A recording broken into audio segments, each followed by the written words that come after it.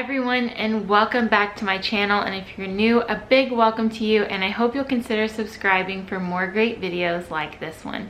In today's video, we're going to be talking about how to save thousands of dollars in your baby's first year of life. So I'm not going to ramble a lot in this intro. We're just going to get straight into it and talk about how to save you money on the things that you're going to be using day in and day out with your baby. Alright, so buckle up because this one might be a little longer than some of my other videos, but I'll try to keep it as concise as possible. And I'm going to put all the info and the things that I'm talking about down in the description, so if you need to reference back to it, it's easy for you to find. I also have my notebook down here in my lap with all the notes for the things I'm going to be talking about, so if you see me looking down, that's why I'm just referencing my notes so I don't leave anything out. So the first topic that we're going to touch on today are diapers. Obviously, the easiest way to save money on diapers is to use cloth diapers. It's estimated that a family using cloth diapers will save about $350 in their child's first year of life. And then of course the savings of using cloth diapers will be exponential over the course of the next few years until your child is potty trained, and then if you choose to use those same diapers with your future children.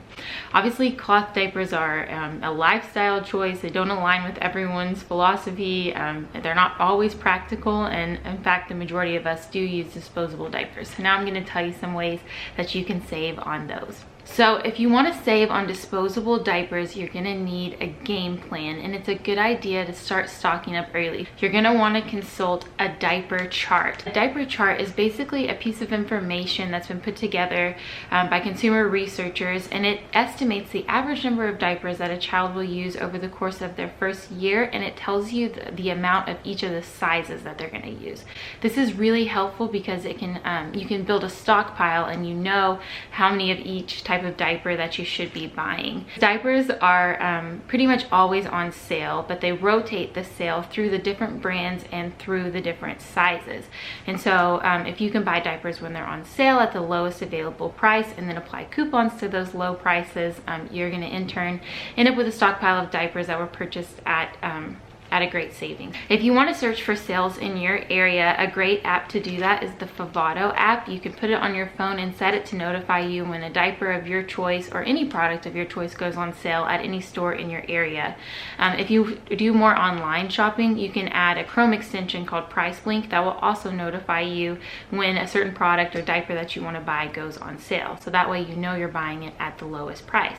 If you're not much of a bargain hunter, it's good to know that the lowest prices for diapers are consistently found at Amazon.com when you're using the Amazon Family Rewards program, and also at Target when you're using their Baby Club program combined with Cartwheel and coupons. So a little bit more on that. If you are an Amazon Family Rewards member, not only do you get 20% off a rotating list of baby items every month, you'll also get 20% off of diapers and wipes if you click to subscribe and save through their subscribe and save program.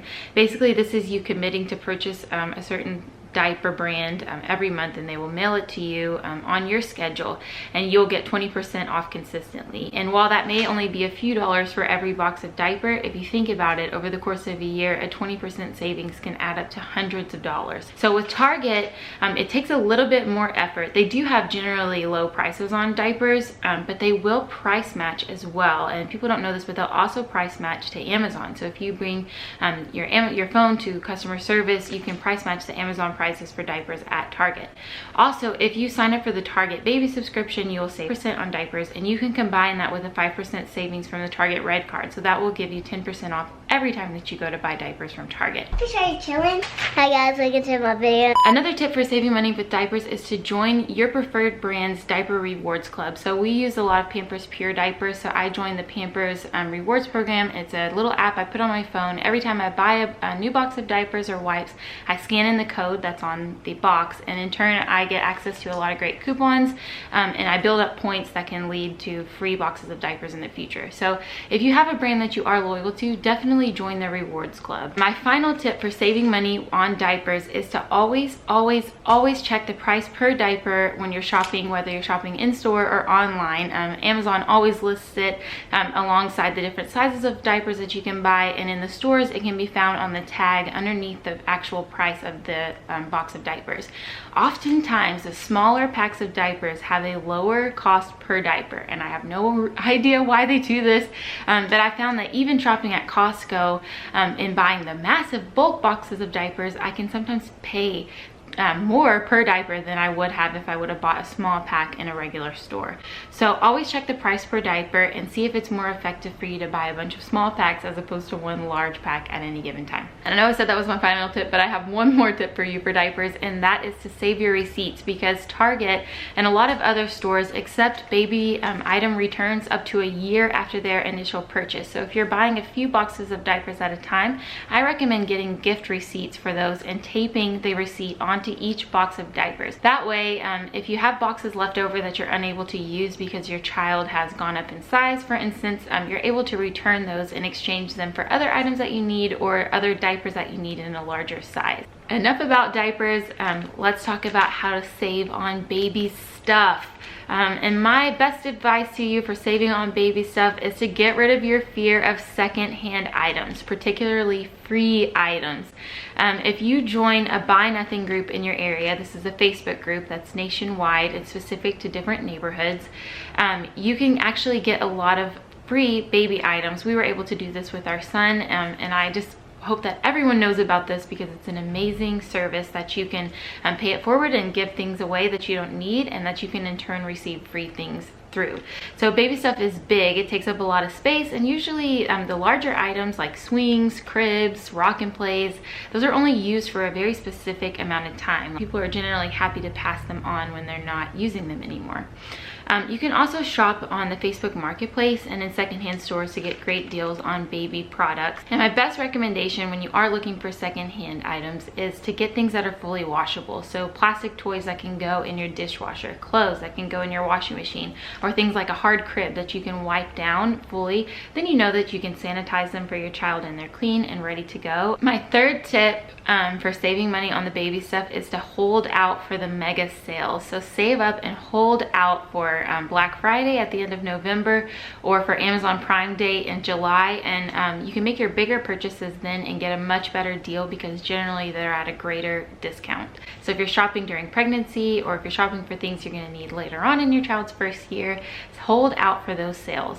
Now my fourth set of tips are all geared towards saving you money when feeding your child. Obviously breastfeeding is the cheapest way to go about feeding your baby, but not all of us can or want to breastfeed, and so when you're opting for formula, there are ways to save on that as well. If you are planning ahead to formula feed your baby, it's a good idea to set up a formula fund. So it's estimated that the average cost of formula feeding for a year is around $1,700. So if you break that up over the course of a pregnancy, that's about $200 a month. So if you are able to set aside $200 a month into an account or a savings in your home, then you'll know that you're planned ahead to pay for formula when your child arrives. Also, if for some reason you don't end up formula feeding, then you have a nice savings set away that you can use towards other baby items, or maybe even something nice for yourself. It's also a great idea to stockpile on samples, and a great way to do this is to join formula clubs. So if you know you're going to use Similac, you could join Similac Strong Moms. Infamil also has a program, and they will send you a box of full-size samples of formula, as well as some great formula. They're called formula checks, so they can be combined with coupons, but they're generally high-value coupons that you can apply towards formula. Also, if you join the club of your brand of choice, you'll accumulate points for every formula purchase you make, which will earn you free cans of formula in the future. So it's a great way to save on formula over the course of the year. Also, if you plan on using formula, it's a good idea to buy the powdered version of the formula as opposed to the premix version. By buying powdered formulas, you save generally about 50% over the cost of the prepared formula. So in the long run, you're going to save a ton of money doing that. It's also not widely known, but you can ask your pediatrician's office for samples of formula. Generally, they have a large cabinet of formula samples, and if you just put in a request with the nurse, you can come out with a pretty big bag of them. So it's a good idea to ask at the pediatrician. Lastly, if your baby has sensitivities or they're on a specialty formula, a lot of times your child's insurance will cover that formula. So all you need to do is ask. And if you have a specialty formula that's available in stores, ask your doctor for a prescription for it so that you can file it with your insurance and get reimbursed for the cost of it. My fifth tip for saving on baby stuff is to think like a minimalist, or think like a mom of multiples. Whenever you go to Buy Buy Baby or to Target to make your baby registry, they usually give you this huge list of things that you're gonna need for your baby, and let me tell you, you just need to throw that list away. For instance, on the list that I got from Buy Buy Baby, just for sleep, they told me I needed, let me look at it down here, that I needed a crib, a rock and play, a swing, a dock-a-tot, a bassinet. No, you don't need all of that stuff just for your baby to sleep. So it's a good idea to compare. Pull up the items that you're interested in. Say you want a halo bassinet, or you're considering a rock and play, or maybe a dock-a-tot. Read reviews, look at videos online, and compare people's experiences, and then maybe pick one or two of the items that you're interested in and have them on hand. And if for some reason those don't work, you can return one of them and switch it for another option until you find one that works for your child. You don't need to fill your home and waste tons of money on buying all these different things before you even know if you need them.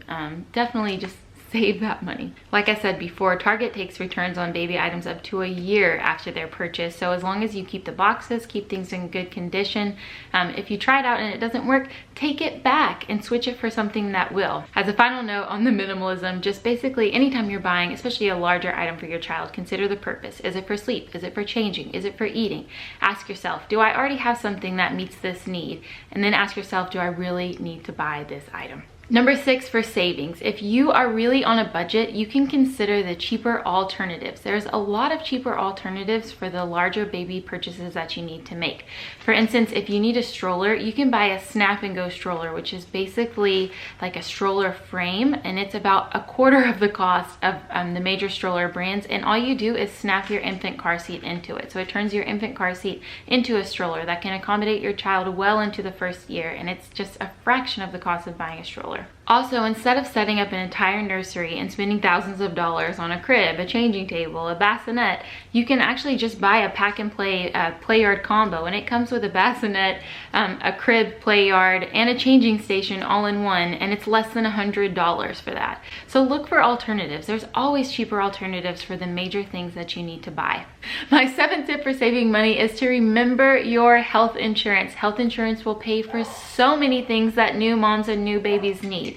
For instance, with your health insurance alone, you can get coverage for an electric breast pump, chiropractic care. You can get a free Mama Strut, a postpartum support system, which is really amazing. I talk about that in my postpartum recovery video if you haven't seen that yet.